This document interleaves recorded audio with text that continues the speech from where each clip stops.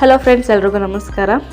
ಇಡೀ ಕರ್ನಾಟಕ ಲೋಕ ಸೇವಾ ಆಯೋಗದಲ್ಲಿ ಪಂಚಾಯಿತಿ ಅಭಿವೃದ್ಧಿ ಅಧಿಕಾರಿ ಅಂದರೆ PDOದಲ್ಲಿ ಹೈದರಾಬಾದ್ ಕರ್ನಾಟಕದಲ್ಲಿ 97 ಹುದ್ದೆಯನ್ನು ಭರ್ತಿ ಮಾಡಿಕೊಳ್ಳಲು ಇಲ್ಲಿ 2024 ಮಾರ್ಚಲ್ಲಿ ಅರ್ಜಿಗಳನ್ನು ಆಹ್ವಾನಿಸಲಾಗಿದ್ರು.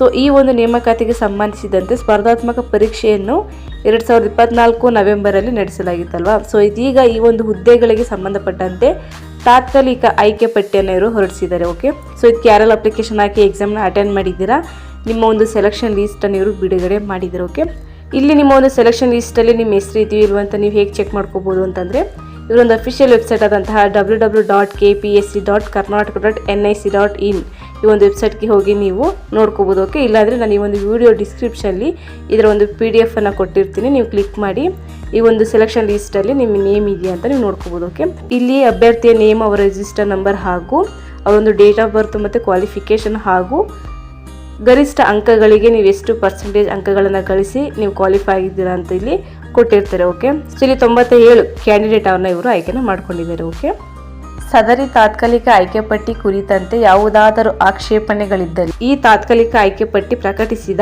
7 ದಿನಗಳೊಳಗಾಗಿ ಕಾರ್ಯದರ್ಶಿ, ಕರ್ನಾಟಕ ಲೋಕಸೇವಾ ಆಯೋಗ, ಉದ್ಯೋಗ ಸೌಧ, ಬೆಂಗಳೂರು 560001 ಇವರಿಗೆ ನೀವು ಆಕ್ಷೇಪಣೆಗಳನ್ನು ಸಲ್ಲಿಸಬಹುದಾಗಿದೆ.